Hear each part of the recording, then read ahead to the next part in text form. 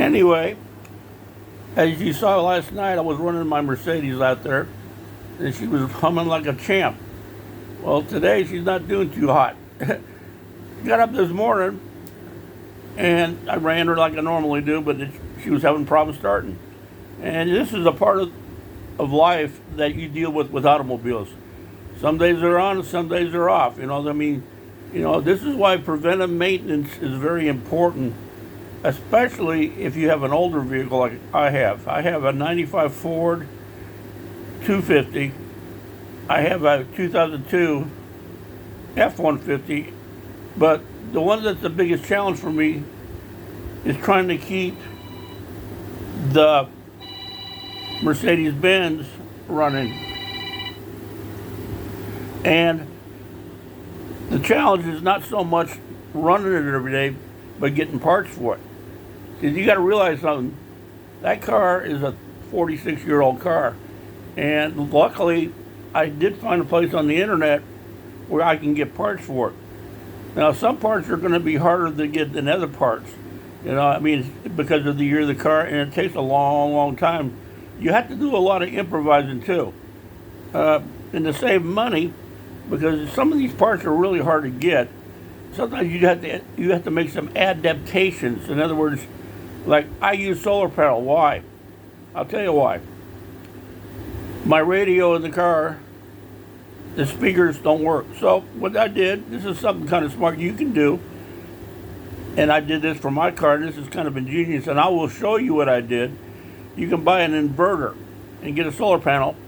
You don't need a big monstrous job. You can put it over there in the passenger side underneath the seat there. You take the solar panel, put it somewhere, anywhere, it don't matter, as long as the sun's hitting it. And let's say you want to power something or charge something, okay? Like I got my phone, because I don't got the car doesn't have a cigarette lighter in it because it's an older vehicle. So what I do, I plug that thing in there, and I got the power going to the battery, boom, turn the inverter on. I can charge my phone all day long. Now, you're probably wondering about my speakers and my radio. Well, you're going to laugh when I show you all this. But I did, since the speakers were going to cost $600, like, come on, who's going to pay $600 for a pair of damn speakers? I'm sure the hell not. So what I did, I went to one of my local retail stores, and they make these speakers where they can be charged up and play by themselves. So if I'm up on YouTube, for example, and I'm jamming on my jams, okay, I don't even got to rig this into the car. I can rig it into my inverter. I can rig a wire from my inverter to the speaker, and it'll charge the speaker. Now this is pretty cool. So I can pair my phone with that speaker, and guess what? I got all the music I want to hear, and I can be cruising down the road. And I got two speakers now. Why I got two? Because eventually the battery will run out on the speaker. So you're like, okay, so you disconnect the battery or you disconnect the speaker and you charge that one up, and then you play the other one. So while the other one's charging, you're cranking your jams and you're moving down the road, baby. Okay, now another thing, what about news? How do I hear the weather? How do I get the news and listen, find out what's going on? Well, since the car doesn't have a radio and the wires are all messed up in the back, because I already went through the damn thing, I said, what? We don't need to go through this, Eddie. Let's keep things simple here. I got me an AM, FM, battery-powered, yes, radio. And does it work? Yes. But I had to get one that was kind of loud because that car's a diesel, and the diesels make a lot of damn noise. Hey, the old saying goes, if it looks stupid but it works, it's not stupid. Anyway, I've got some things I did to this car that's kind of amazing. Like, I don't got an air conditioner in there because I need a compressor.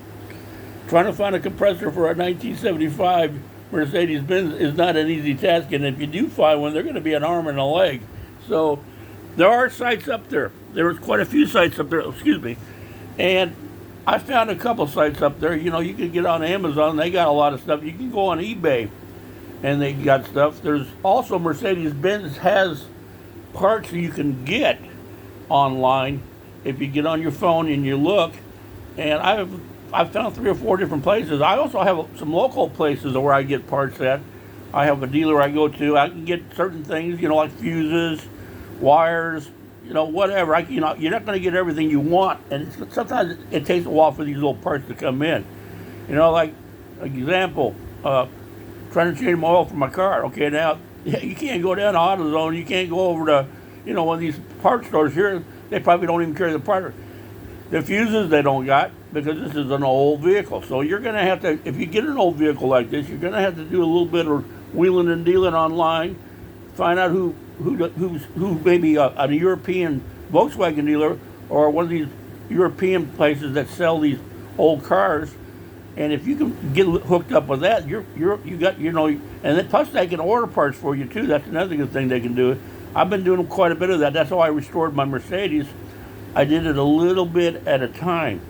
It takes time. It isn't, you can't get in a big hurry with these vehicles because the parts are hard to find. And, you always want to get things in double. If you buy or if you get a part, especially these older cars, try to have a backup behind whatever you got because, especially like glow plugs. Glow plugs, I spent quite a bit of time because that was why the car didn't run to begin with because the glow plugs in the car hadn't been changed in eons, and I changed them all out. I cleaned it, and that's a whole different thing. But the thing is, little parts like that you want to keep what I do in my trunk is I keep a big box in there, and I have all my spare bulbs, all my miscellaneous stuff, my tools that I need to work on the vehicle if I have a problem. Other little things, like my lights don't work too good, so I went to Harbor Freight. Now that's another good place to go to get some tools for your Mercedes. You can go to places like that, and you want to get tools that you can actually use. Don't just go buy something you're not going to use because that's kind of pointless. Go get something that you can actually use on that vehicle or something you're going to use. And another good thing to have in any car, really, is have a first aid kit in there. Put a first aid kit in somewhere in that darn car because you don't know if you're going down the road and you don't know if an accident's going to happen. You might have to use that doggone thing, Believe it or not, I was going from Jacksonville, North Carolina up to Raleigh a few years back. I was with my wife when she was with me, and there was a big accident up there, and I was the first one there. And what I did? I went right down to where the guy was at.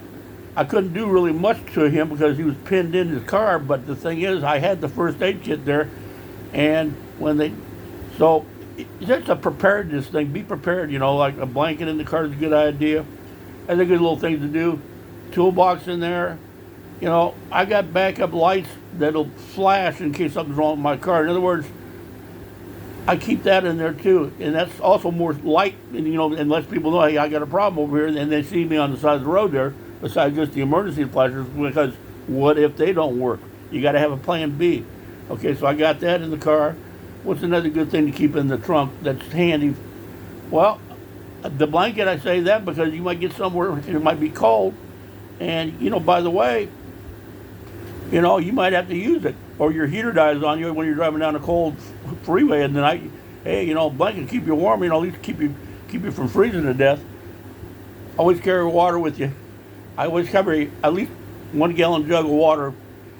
It's also a good idea. Not that you have to do it, and really, I'm not recommending you do this, but if you do this, try to get like maybe some food, like an MRE. The military makes rations. You can get those, and they'll last forever. Throw a couple in the back, and just in case you're stranded somewhere, you know what I'm saying? I always take my phone with me. In fact, I take 2 phones with me because I like to have a plan A and a plan B. But getting back to the car now, we're kind of getting off the subject a little bit here. Today, what I'm doing is I'm working on a battery issue, okay, a starting issue I had this morning. I was running great last night, and when you're running a diesel's not like a regular gasoline engine. You got to run this for a while. You don't get in a big hurry with a diesel. It takes a long time for a diesel to warm. I don't care if it's a 4-cylinder, an 8-cylinder, or a semi. Obviously, if it's a semi, it's going to take quite a bit of time to warm that big transmission up in that big engine. I worked with 903 Cummins. I worked with Detroit Diesels when I was in the Marine Corps back in my day, and they take forever to warm up. Well, even a 4-cylinder, believe it or not, takes a little bit of time. And if you have an old car like I got, a 1975, well, let me tell you something. You don't have all the modern things like a modern diesel has. Okay, my 250 My F-250 has a heater block, so if it gets down to freezing, I can plug it in. I don't got to worry about it. Well, with my Mercedes, I've got a heating pad. Yes, a heating pad. Now you're probably wondering, what the hell about you? That doesn't belong on a car. That belongs on somebody's back, you damn fool. No, you can take a heating pad, wrap it around your main fuel pump, and that will keep the fuel nice and warm so it won't freeze. See, that's a big thing when the winter comes, because we get down in the 30s and the 20s, and also you got to have diesel additive to handle that cold weather. You need to put that in your tank when the cold weather time comes. Any diesel vehicle, especially these older ones. So these are some of the challenges you have, and I'm trying to give you some good information, but I'm also trying to tell you some things that'll help you out along the way. The tools are a big thing. Make sure you got the right tools. You have a breakdown kit. I got a thing I know I'm kind of jumping around a little bit, but I'm gonna be like this when I'm talking, because that's the way I am. So deal with it, okay? I got this thing. I want to show it to you. This is a really good thing to have in your car. I don't care if you got a diesel. I don't care what kind of vehicle you got, but this is a real. I'm going to show you what it is, and this thing is a very, very good thing to have. What that is right there, if you can see it, that is a 5-in-1 power pack. Now, what that thing can do, we'll say you need air in your tires. It'll say you need power right away. Well, take a look at that thing. That's got jumper cables on it. It's got all sorts of goodies on it. I mean, it's a handy little thing. It's also got a light on it. I'm going to show you this. Let me turn it on for you. Okay, that's the compressor. That's what to put the air in your tires. There you go. Now, let's say you break down somewhere and you can't see. You got some lights. That's pretty cool. And I'll show you another thing. Let's turn that off. Say the battery. You can charge this thing up. See, you can also run this. You can run other things on this thing. This right here. If I turn that on and I plug that in, I can put a light in my car. I can put a light anywhere. I can put a drop light. Man, this is a good thing to keep in your car, because you can also charge it up in your car. Now, since this thing is in my diesel, what I do. I take the solar panel and I plug it into my inverter, and you can charge this thing up right in your car. So you don't necessarily need a cigarette lighter. You can take an inverter and do the same thing, or you can do a cigarette lighter with the inverter. Same thing. But see, I had to run mine off a battery because my car's a little older, and that's a good thing to keep in your car, because if you're going down the road and you are stranded somewhere, I mean, this is like an all-in-one unit. You got your air, you got a way to jump your vehicle, which is pretty darn cool. And the other thing I like about it, it's a survival thing. You can take it with you. Let's say you need a light out there somewhere. You're out in the middle of nowhere. There's no damn light. You can't see what the hell or your car breaks down. You can plug that drop light in the back. I got a drop light I can plug into this thing. I can put it right over I can be out in the middle of the woods. I don't care where I'm at. I got a light, baby. I can see what I'm doing. And this is a very handy thing to have. If you're somewhere where you have a flat tire and you got an air compressor right there, you don't got to rely on somebody else coming over there to give you. You don't need any of that, because you got it right there with you. It's handy because you can take it with you. You can throw it in your trunk. You can take this thing. I think you can use it for a lot of things besides just an automobile. It works good on a boat too. And if you're an RV person, like you got a camper, you can throw that in there as backup power for something. So it's kind of a handy thing to have. And I've got I've got about 3 or 4 of these around my house, and I use these for different things. Now, the battery won't last forever, obviously, but if you're in a fix where you got to get some air in that tire, or you need to jump that car.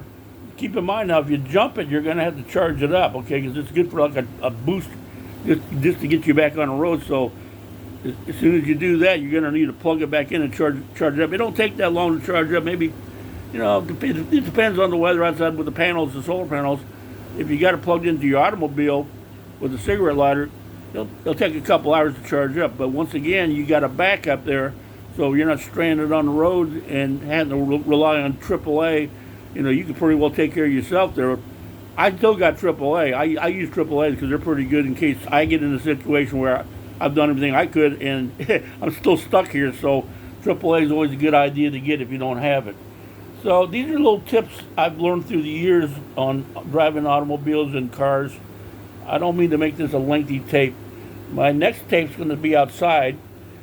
I'm going to show you what I've been doing with my battery situation. I kind of got off the subject, but that's okay. The knowledge I'm sharing with you, it might help you out somewhere, and you might thank me one day for sharing this with you.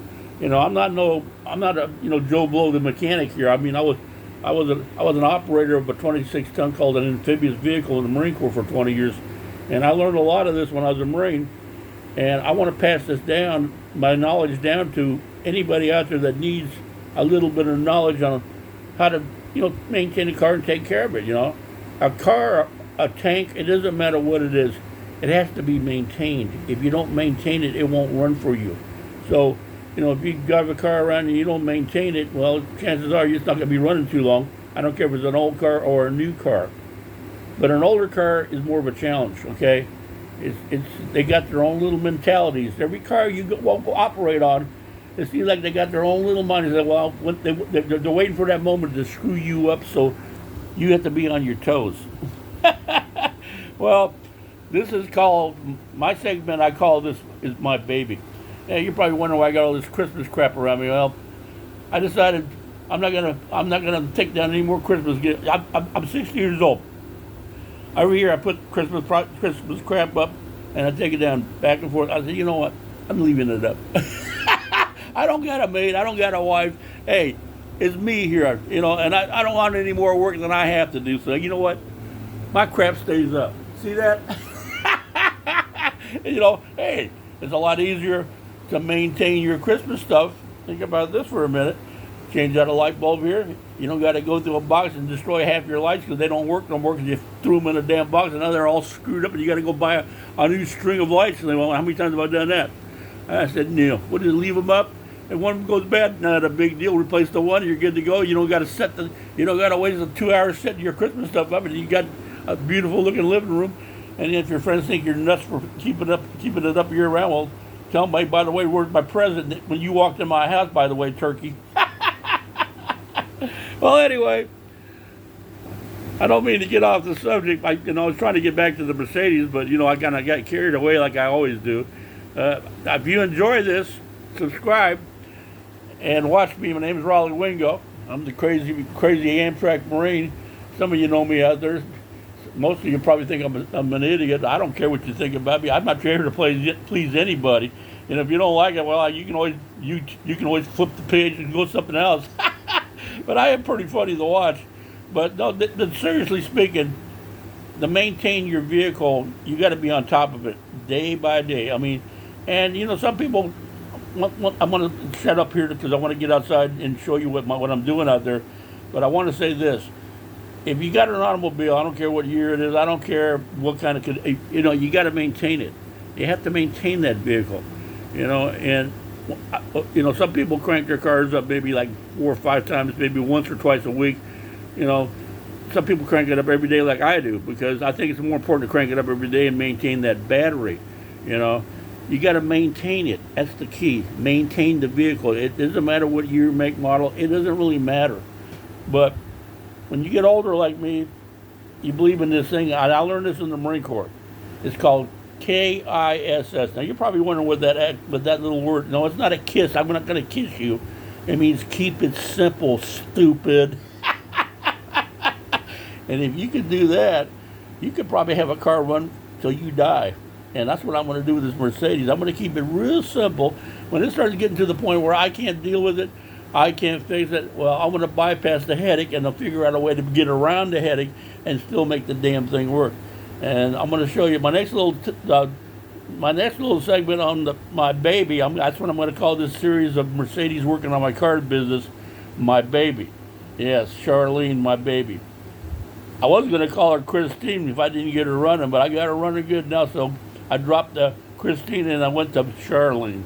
And I think that's a little bit more appropriate now that she's running like a lady. An old lady at that. Well, anyway, I hope you enjoyed this little chit-chat and of miscellaneous information, I guess I could call it. I got it bounced all over the place. But the next segment, seriously, will be the car. And we're going to have it out there in the daylight today. Yesterday we had it in the dark, because I'm a night owl and I like to go out at night, and it's kind of hot out there right now. And I just decided, I'm going to do this a little later in the afternoon when it's a little cooler. It's getting there now. So within about the next couple minutes, I'll have my baby. I think this is the fourth or fifth installment. I think this is the fourth one I made. I hope you enjoyed this. It's Raleigh Wingo. Hey, look, I'm not a mechanic. I'm just an average Joe just trying to survive down here. And, you got to learn another little word before I leave. Improvise. Improvise, yes. Keep duct tape in your car. That's another good thing to have. If you don't got it, get some. Keep black electrical tape in your car. Keep it in the trunk somewhere. You never know when you're going to need that. I mean, little things like that don't mean a lot, but when there might be a little time, that might be a fix somewhere. Or say you got a little leak somewhere in your roof, and I've done this before. A little bit of duct tape, it'll stop it for a little while. At least it'll keep it from dumping on you or your friend next to you, cussing you up because your car's a piece of crap. Well, anyway, another good little thing to keep in your car. Keep a tube of RTV in your car with a and you've seen them before. Some of you people that work with plumbing and stuff like that, keep a tube in there. Why? You'd be surprised what handy that'll come in for you. If you got a leak problem somewhere, you can put a little bit of RTV, cover it up, it'll harden up, it won't leak. If you're in the car wash and all of a sudden, damn, I really screwed up about this car. The whole damn roof's leaking on me. That might be a little too much, but then you might want to go get yourself another car because then you were an idiot to buy something like that. But anyway, this is my baby I guess this would be video 3, and I hope you enjoyed this, and if nothing else, at least I probably made you laugh like hell. Have a good day, and take care of your car. You take care of your car take care of you. You don't take care of your car's going to say screw you, and it's going to sit on the road dead. So remember seriously, you got to take care of these cars, especially these newer ones with all the wires and the computers and all. Oh my God, it gives me a headache just thinking about it. That's why I went back to the old days when things were so much simpler. All you need is a basic mechanic toolbox. You can fix everything. You don't got to go take to a mechanic and then get ripped off. The more you can do on your own, the smarter you are. And, you don't have to be an expert. Hey, if you don't know how to do something, it's pretty simple. Just get on YouTube. Get the make and model of your car. Watch the videos. Learn. It's so simple. And that's how I figured this Mercedes out, believe it or not. I watched the Mercedes program. There's different people that are professionals. And let me tell you something. If you listen to them, and you watch what they do, and you watch it over and over. It took me a few times for certain parts in that car, but I finally figured out how to do it and what tools to have and all that. It's good information, and make use of that. If you're working on a project on a car and you're not really too certain how to do it, hey man, watch the videos. There's a lot of them up there on your vehicle, whatever vehicle you own out there. And I got the Mercedes, and I'm learning as I go along, and I'm learning and I'm practical apping. So I've talked enough. It's time to put up. But this is episode, I think 3 or 4. I can't remember. I think this is the third one I made. And I hope you learned something. And the next episode, which will be pretty soon, we're going to move it outside. I'm trying to let that heat of the day go down so I don't vapor lock out there. It's hot out there. But I will be out there because I gotta make a run anyway. And we're going to take the Mercedes out today. I got to test run that to make sure she's not going to die on me. And I'll show you what I'm doing out there. And I hope my information was helpful for whoever saw this. And there would be more tapes being made. I'm not going to do it all the time. I mean, come on, I'm not a video person. I'm a smart ass. But no, seriously, I will. If I learn something, and I'll pass it down to you, and if it helps you in whatever you're doing, especially dealing with automobiles, and I'm not going to be Joe the mechanic here because I'm not Joe the mechanic. I'm just Joe the average Joe, just trying to maintain a car. If you learn something from this, that's great, and I hope I help somebody out there. Okay, Raleigh Wingo signing out. We'll be back for our next segment of My Baby. Ciao.